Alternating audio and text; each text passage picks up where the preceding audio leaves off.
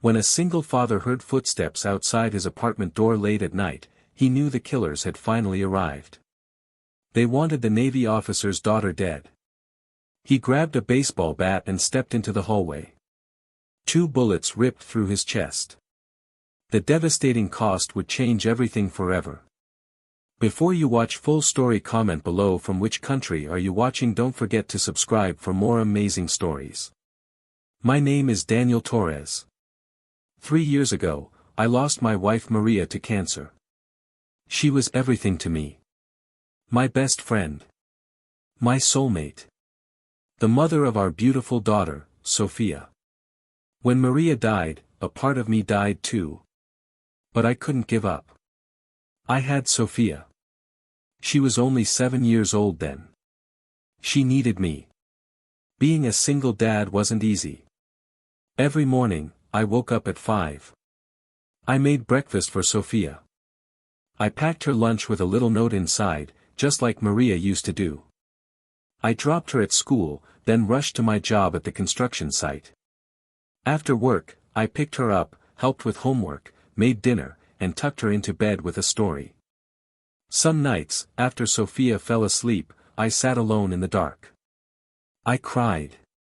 I missed Maria so much it hurt to breathe.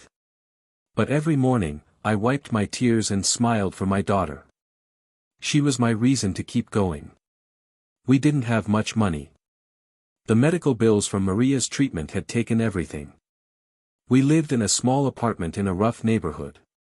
But it was home. And I made sure Sophia felt safe and loved every single day.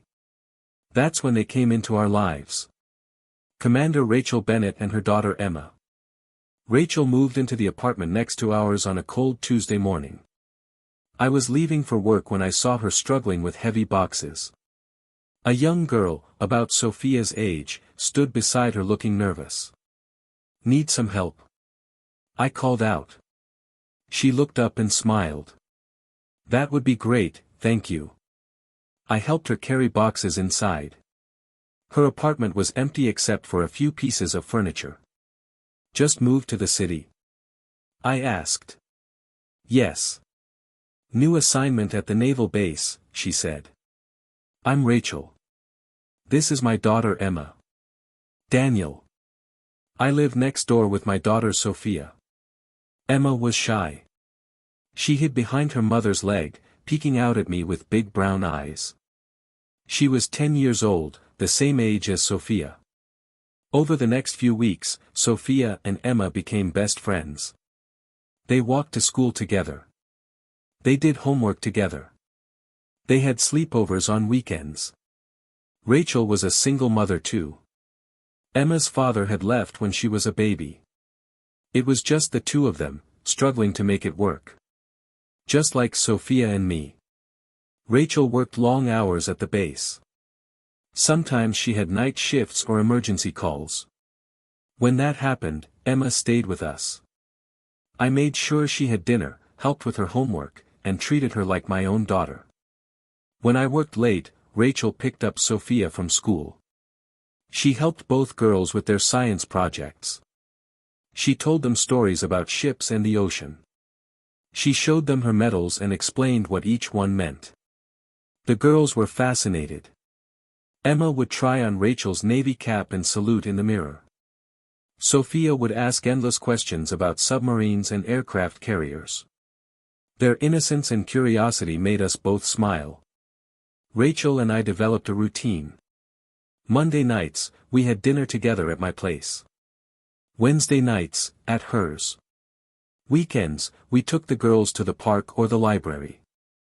We went to their school events together, sitting side by side like a real family. Other parents assumed we were married.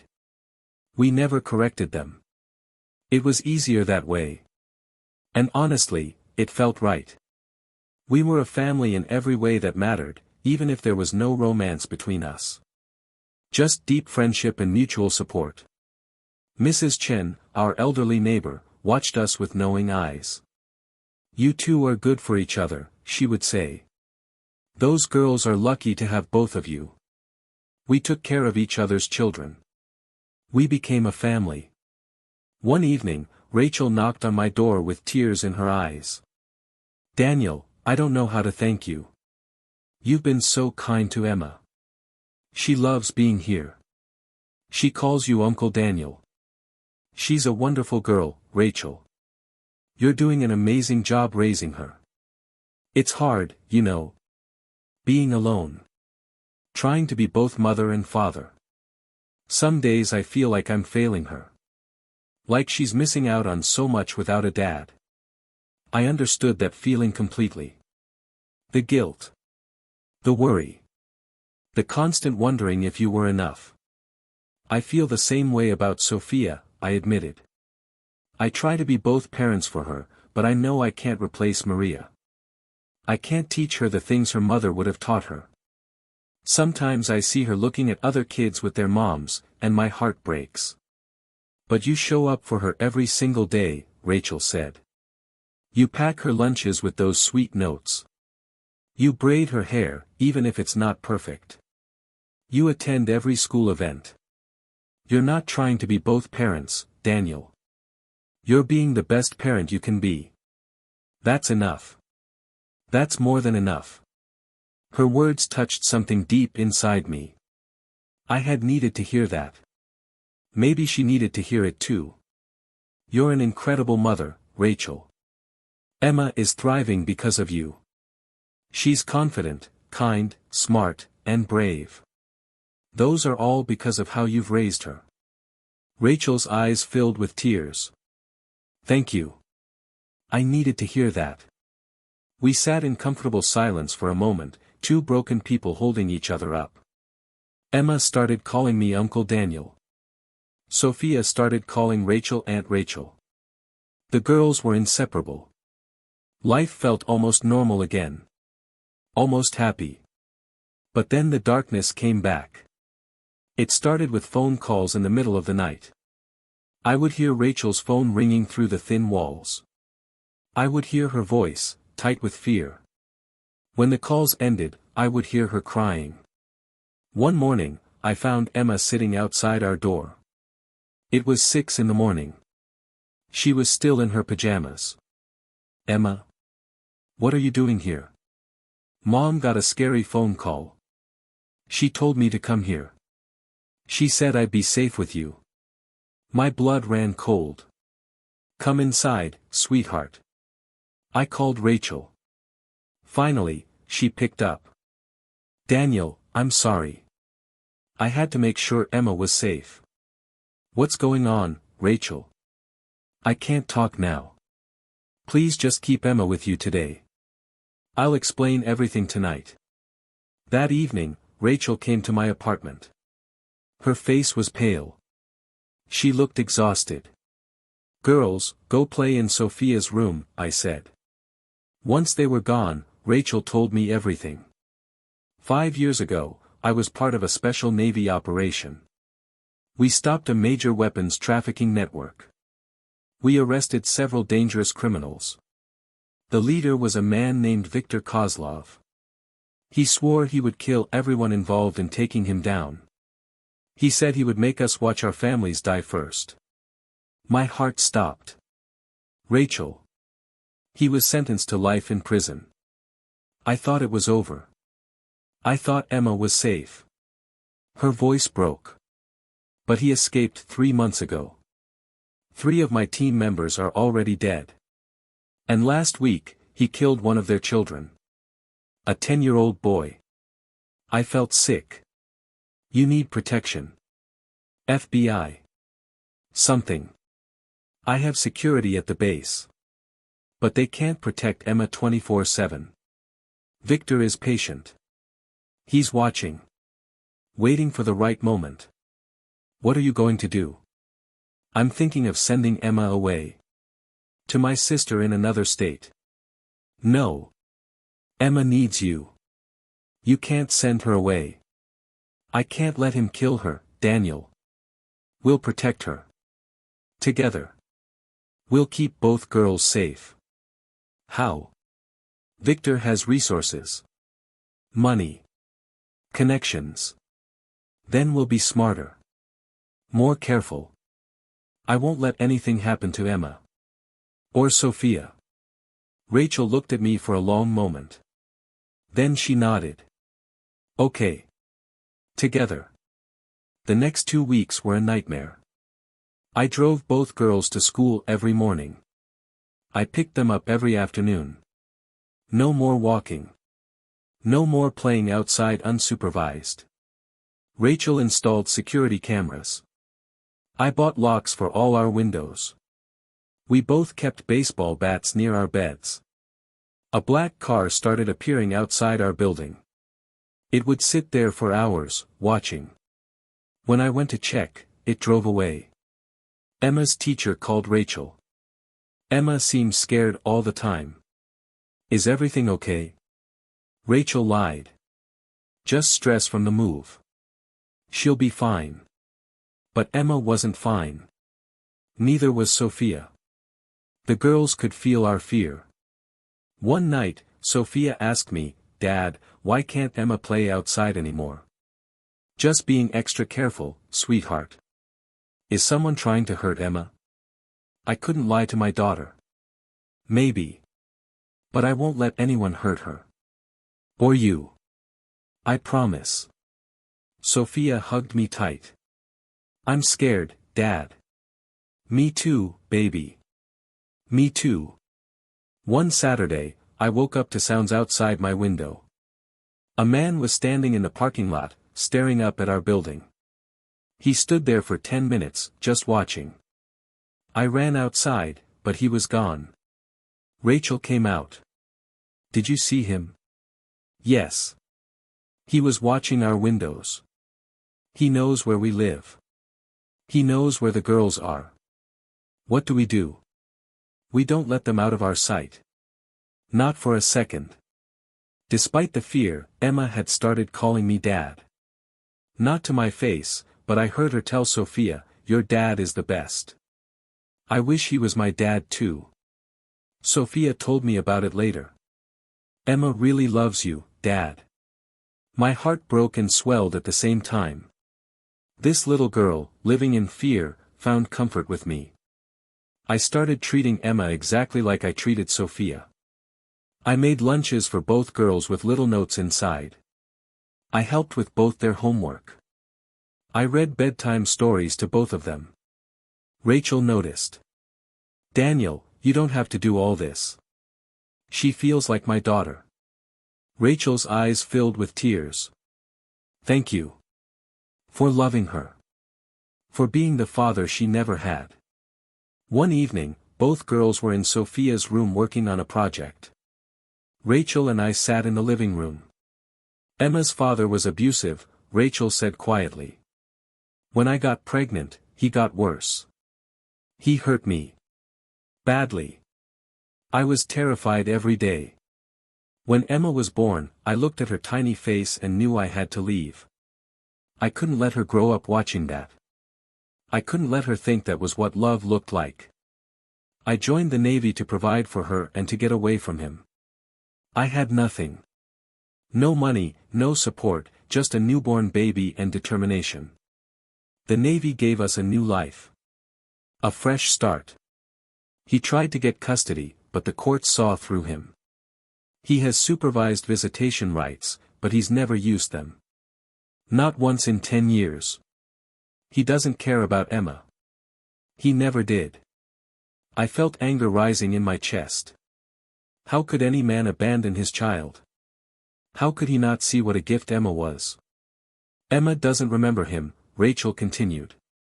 She knows she has a biological father somewhere, but in her heart, she has no dad. She's asked me about it. Why doesn't she have a daddy like other kids? Why did he leave? Was it because of her? Those questions destroy me every time. What do you tell her?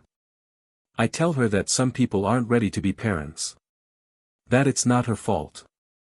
That she's loved and wanted and precious. But I see it in her eyes sometimes. That emptiness. That wondering. Until now. Rachel looked at me with such intensity. You've given her something precious, Daniel. A father figure. Someone safe. Someone she can trust. Someone who shows up. She lights up when she sees you. She runs to you when she's scared. She asks for you when she's sad. You filled that empty space in her heart. That means everything to me. My throat tightened. She's given me something precious too. Another daughter to love. Another reason to keep going. After Maria died, I was just going through the motions. But having Emma in our lives, watching her and Sophia together, it brought joy back. It made our apartment feel like a home again. It was a Thursday afternoon. I picked up the girls from school like always. We were walking to the car when I saw him. The man from the parking lot. He was standing across the street, watching us. Our eyes met. He smiled. A cold, cruel smile. Then he started walking toward us. "Girls, get in the car. Now." My voice was calm but firm. "Dad, what's wrong?" Sophia asked. "Just get in. Lock the doors." The girls scrambled into the back seat. I locked them in and turned to face the man. He stopped about 10 feet away. "Daniel Torres," he said. "Who are you?" "Someone with a message for your friend. Tell Commander Bennett that Victor remembers. Tell her he's coming. And tell her that her daughter will die screaming." Rage exploded in my chest. "You stay away from Emma." He laughed. "Or what? You're just a construction worker. You're nothing. I'm a father. And there's nothing more dangerous than a father protecting his children. We'll see about that." He turned and walked away.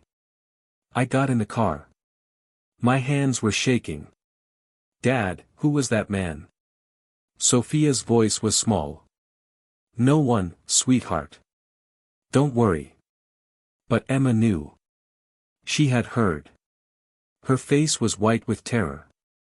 I drove straight home. I called Rachel immediately. When she heard what happened, she went pale. "That was one of Victor's men. He's here. We need to call the police." "And tell them what?" "A man talked to you on the street." "So what do we do?" Rachel looked at Emma. "We run. I take Emma and disappear." "No." Emma's voice rang out. She had been listening. "I don't want to leave. Sophia is my best friend. Uncle Daniel is here. This is my home. Baby, it's not safe. I don't care. I'm not leaving." Emma was crying now. I made a decision. Nobody is leaving.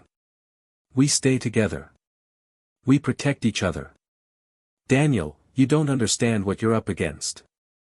"Then help me understand. If we're going to beat him, we need to be smart." That night, Rachel told me everything about Viktor Kozlov. His methods. His patterns. "He doesn't do his own dirty work," Rachel explained. "He has people for that. He waits for the perfect moment. Then strikes.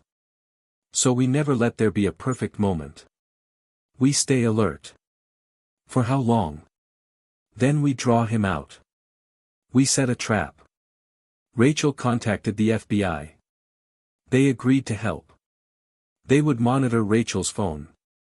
When Victor made his move, they would be waiting. The next week was the longest of my life. Every noise made me jump. Every stranger looked like a threat. Then, on a Friday evening, it happened. Rachel's phone rang. Unknown number. She put it on speaker. Commander Bennett. Victor's voice was smooth, terrifying. "What do you want?" "I want you to suffer. I want you to watch your daughter die. You'll never touch her. We'll see. I know where you live. I know everything about you." The line went dead. Rachel looked at me. "He's coming. Soon. Good. Let him come. We'll be ready." It was a Tuesday evening. I picked up the girls from school. We went home. I made them spaghetti for dinner. They did homework while I cleaned up. Rachel called. I have to work late tonight. Emergency meeting. Can Emma stay with you? Of course. Daniel, the FBI thinks tonight might be the night. If anything happens. Nothing will happen. The girls are safe with me. After dinner, the girls wanted to watch a movie. We made popcorn and settled on the couch. Sophia on my left, Emma on my right. Halfway through, Emma looked up at me. Uncle Daniel? Yes, sweetheart. Are you scared? Yes, Emma. I'm scared. But do you know what I'm more scared of? Losing you. Or Sophia. That scares me more than anything. Emma hugged me. I love you, Uncle Daniel. I love you too, Emma. So much. The movie ended. I put the girls to bed in Sophia's room. They wanted to sleep together. I tucked them both in. Tell us a story, Sophia said. I told them a story about two sisters who went on an adventure. They faced challenges, but they were brave. And in the end, good triumphed over evil. Does good always win? Emma asked. Yes, I said firmly. Good always wins. As long as there are people willing to fight for it. Both girls fell asleep holding hands. I sat in the living room. Waiting. The baseball bat was beside me. At 10 o'clock, I heard sounds outside. Footsteps. Multiple people. I looked out the window. 3 men were approaching our building. My phone buzzed. Rachel, FBI units in position. Stay inside. Lock the door. I locked the door. I checked on the girls. Still sleeping. Then I heard it. Someone picking the lock on Rachel's apartment door. They were going there first. To wait for Rachel. But what if they checked my apartment too? What if they found the girls? I couldn't let that happen. I grabbed the bat. I thought about Sophia. About Emma. About how much I loved them. Then I opened my door and stepped into the hallway. 3 men stood outside Rachel's door. They had just gotten it open. Hey! I shouted. They turned. All 3 looked at me. Go back inside, old man, one said. This doesn't concern you. You're near my family. That makes it my concern. We're here for the Navy bitch's kid. Not yours. Emma is my family. I won't let you touch her. They laughed. One pulled out a gun. You really want to die for someone else's kid? Yes, I said simply. I charged. I swung the bat before he could aim. It connected with his wrist. The gun clattered to the floor. The other 2 rushed me. I fought desperately. The bat hit ribs, faces. I wasn't trained. But I was desperate. One grabbed me in a chokehold. I threw my head back, breaking his nose. But there were 3 of them. A fist hit my jaw. A kick knocked the wind out of me. I went down. The gun. It was on the floor. I lunged for it. So did they. We fought over it. Then I heard it. Uncle Daniel. Emma was standing in my doorway. Sophia was behind her. Both in their pajamas. All 3 men turned to look at them. There she is, one of them said with a cruel smile. Victor's prize. The commander's little brat. They moved toward the girls with purpose. I could see the intention in their eyes. They weren't just going to take Emma. They were going to hurt her. To make her suffer. To send Rachel a message written in her daughter's blood. No. Time seemed to slow down. I saw everything with perfect clarity. The men reaching for their weapons. Emma's face frozen in terror. Sophia trying to pull her friend back to safety. The distance between them, maybe 15 feet, that felt like miles. Every cell in my body screamed at me to run. To hide. To protect myself. These were trained killers with guns, and I was a construction worker with a baseball bat. But between them and the girls, there was no choice. I grabbed the gun from the floor. I had never fired a gun before in my life. My hands were shaking. My heart was pounding so hard I thought it would explode. I got to my feet. I ran. I put myself between the men and the girls. Get back inside. I shouted at the top of my lungs. Run. Go to Mrs. Chen. Lock the door. Now. Sophia understood immediately. She grabbed Emma's arm and yanked her backward. Emma was frozen, staring at me with wide, terrified eyes. Go. I screamed again. Sophia pulled Emma into the apartment and slammed the door. I heard the lock click. I heard their footsteps running. I heard Mrs. Chen's door open and close. They were safe. For now. The men tried to go after them. I raised the gun. My hands were still shaking. I fired. The sound was deafening in the enclosed hallway. The bullet went wild, hitting the wall 5 feet from anyone. But it stopped them. They turned back to me. Big mistake, one of them said coldly. They all pulled out guns. 3 weapons pointed at my chest. I should have been terrified. I should have begged for mercy. But all I felt was calm. I had gotten the girls to safety. That was all that mattered. If this was how I died, protecting the children I loved, then it was a good death. A worthy death. I thought of Maria. Maybe I would see her soon. I thought of Sophia. My beautiful daughter. I hoped she knew how much I loved her. I thought of Emma. The girl who had called me Uncle Daniel.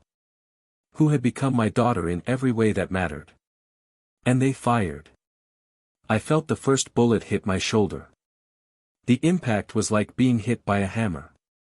It spun me around. My arm went numb instantly. The gun fell from my hand. The second bullet hit my chest. This one was different. This one felt like my entire world had exploded. The pain was immediate and overwhelming. I couldn't breathe. Couldn't think. Couldn't do anything but fall. The ceiling came into view as I hit the floor. The lights were so bright. Everything felt distant, like I was watching it happen to someone else. I could hear screaming. High-pitched and desperate.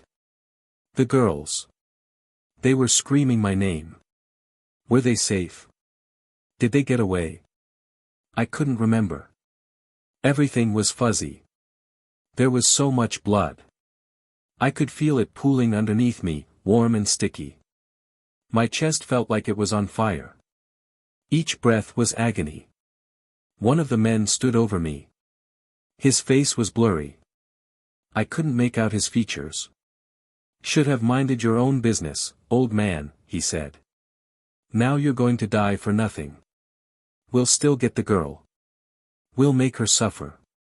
And you'll die knowing you failed. He raised his gun to finish me off. I tried to move, to defend myself, but my body wouldn't respond. I couldn't even lift my hand. This was it. This was how I died. In a hallway. Bleeding out. Alone. I'm sorry, Sophia. I'm sorry I won't be there to watch you grow up. I'm sorry, Emma. I'm sorry I couldn't protect you. I'm sorry, Maria. I tried my best. I hope you're proud of me.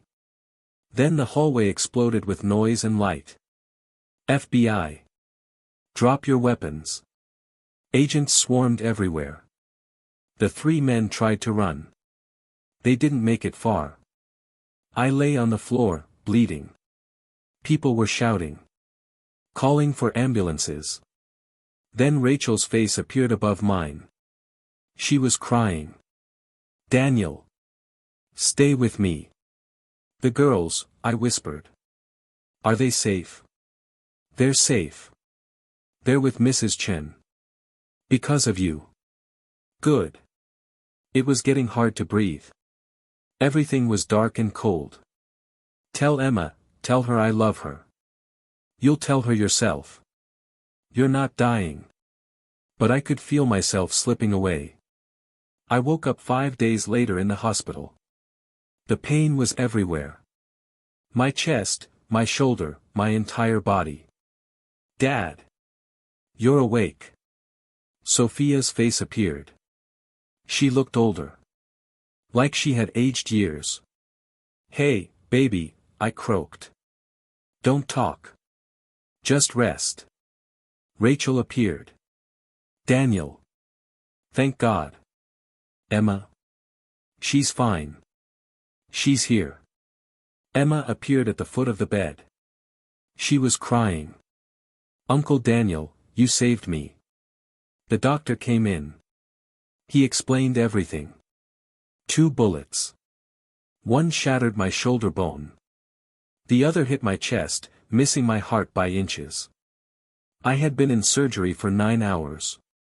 I had died twice on the operating table. You're very lucky, he said. Lucky. I didn't feel lucky. Rachel stayed by my bedside. She told me Victor's men had been arrested. Victor himself was dead. Shot by FBI agents when he resisted arrest. It's over, Rachel said. Emma is safe. Good. The girls visited every day. They brought drawings and cards. But I could see the trauma in their eyes. Then the medical bills arrived. $300,000. Even with insurance, I owed over $150,000. I had no savings. I lived paycheck to paycheck. I couldn't work.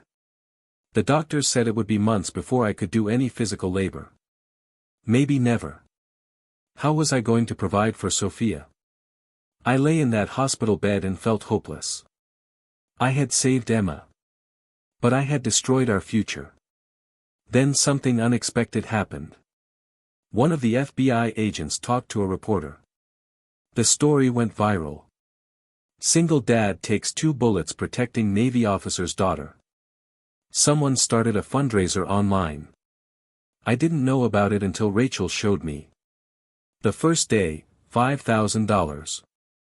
By the end of the week, $50,000. Strangers were donating. $5. $20. Hundreds. The messages made me cry. Thank you for showing us what heroism looks like. I'm a single parent too. Your story inspired me. God bless you for protecting that little girl. Within a month, we had raised enough to cover all my medical bills. Why would people do this? I asked Rachel. Because your story reminded them that good people still exist. You inspired them, Daniel. The Navy came through too. Captain Morrison himself visited. Mr. Torres, on behalf of the Navy, thank you for what you did for Emma. You showed extraordinary courage. He presented me with a medal. A civilian honor for valor. I looked at it and thought about the cost. The pain. The trauma. The fear. Was it worth it? I looked across the room. Emma was sitting with Sophia, both coloring. Emma was smiling. She was alive. Yes. It was worth it. Recovery was slow. I went to physical therapy 3 times a week. Rachel drove me when I was too weak. We all went to therapy too. To talk about the trauma. The fear. The nightmares. Emma slowly improved. The nightmares became less frequent. She started eating again. She started laughing. Sophia healed too. She stopped having nightmares. She started being a kid again. 6 months later, I returned to work. Not construction. My body couldn't handle it. The company promoted me to project manager. A desk job. The pay was better. The hours were regular. Emma spent more time at our apartment than her own. She did homework at our table. She ate dinner with us. She fell asleep on our couch. I hope it's okay, Rachel said. It's not too much. Emma is always welcome. She's part of our family. You really mean that? Completely. She's like my second daughter. Rachel's eyes filled with tears. Daniel, you've given her a father. Someone safe. Someone who literally took bullets for her. 1 year after the shooting, we held a ceremony. We went to the park where Maria's memorial was. We added a new plaque. In honor of Daniel Torres, who showed us what love looks like. Emma read a poem she wrote. Uncle Daniel saved my life. He didn't have to. I'm not his real daughter. But he loves me like I am. He almost died for me. I love you, Uncle Daniel. Thank you for being my hero. Thank you for being my dad. I pulled her into a hug while we both cried. With the leftover money, Rachel and I created the Maria and Emma Foundation. A scholarship fund for children who had lost parents to violence. Every year, we gave scholarships to 5 students. The first was Carlos. His father had been killed trying to stop a robbery. Mr. Torres showed me that being a hero is about having courage to do the right thing, he said. A girl named Maya received one too. Her mother had died protecting her from domestic violence. I'm going to use my degree to help other families like mine. Every scholarship recipient carried our story forward. Emma asked me once, do you think what happened will help other people? It already has, sweetheart. Look at all the kids we've helped. But it hurt you so much. Was it worth it? I knelt down. Emma, you're alive. You're healthy. That alone makes everything worth it. We turned something terrible into something beautiful. So yes, it was worth it. You are worth it. Emma hugged me. I love you, Dad. She had started calling me Dad. It happened naturally. I love you too, Emma. The years passed. The girls grew up. Sophia and Emma stayed best friends. They were like sisters. When they were 15, Sophia asked me, Dad, what were you thinking when you stepped into that hallway? I thought about you. About Emma. About how much I loved you both. I knew I couldn't let those men hurt Emma. Even if it cost me everything. Were you scared? Terrified. But being brave doesn't mean not being scared. It means doing the right thing even when you're scared. Both girls decided to join the Navy. They applied to the Naval Academy. Both got in. The day we dropped them off was hard. They're going to do amazing things, Rachel said. I know. Both girls excelled. They graduated with honors. They became officers. They served with distinction. Emma wrote me letters throughout her service. One letter made me cry. Dear Dad. You saved my life 15 years ago. But you did more than that. You showed me what a father should be. What love looks like. My biological father left. For years, I felt unworthy of a father's love. Then you came. You packed lunches. You helped with homework. You read bedtime stories. You showed up. And when a monster came to kill me, you stood in front of me. You took bullets. You almost died. Dad, you gave me everything. You showed me I was worthy. Worth protecting. Worth dying for. I'm proud to serve my country. But I'm more proud to be your daughter. Thank you for saving me. Thank you for loving me. Your daughter, Emma. I read that letter 100 times. 20 years after that terrible night, we held a reunion. Everyone came. Emma and Sophia, now both commanders. Their families. Rachel. Mrs. Chen. Captain Morrison. Scholarship recipients. FBI agents. Emma gave a speech. 20 years ago, a single father did something extraordinary. He threw himself in front of bullets to protect me. That night changed all of us. It showed us what love means. What sacrifice looks like. My dad, Daniel Torres, almost died. The cost was devastating. Medical bills. Pain. Nightmares. Limitations. But Dad would say it was worth it. Because I'm alive. Because we built a family. Because we turned tragedy into purpose. The foundation has helped over 500 students. 500 lives changed because one man decided protecting a child was worth any price. Dad taught me that being a hero is about showing up. About doing the hard thing. About protecting others even when you're terrified. Dad, you're 70 now. Your body still bears the scars. But look around. Look at all the lives you touched. Look at the family you built. You are my hero. Thank you for saving me. Thank you for raising me. To Daniel Torres. The single dad who took 2 bullets and changed the world. Everyone stood and applauded. I looked around. Sophia holding her daughter. Emma with her twins. Rachel smiling. Scholarship recipients who became doctors, teachers, officers. All of this from one moment. One choice. One act of love. Was the cost devastating? Yes. But look what came from it. Look at this family. Look at this legacy. I'm 75 now. The pain never went away. Cold days are hard. I move slowly. But I'm alive. And I'm surrounded by love. My grandchildren ask about the scars. I tell them the story. Were you scared, Grandpa? Terrified. Then why did you do it? Because Aunt Emma needed protecting. When you love someone, you protect them.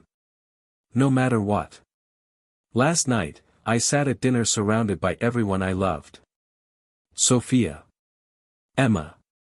Rachel. 4 grandchildren. 25 years ago, I took 2 bullets. The cost was devastating. But sitting here, surrounded by love, I knew the truth. It was worth it. Every scar. Every moment of pain. Because this family, this love, this legacy, this was everything. Dad, are you okay? Emma asked, seeing tears on my face. I'm perfect, sweetheart. Absolutely perfect. And I meant it. The cost was devastating. But the gift was everything.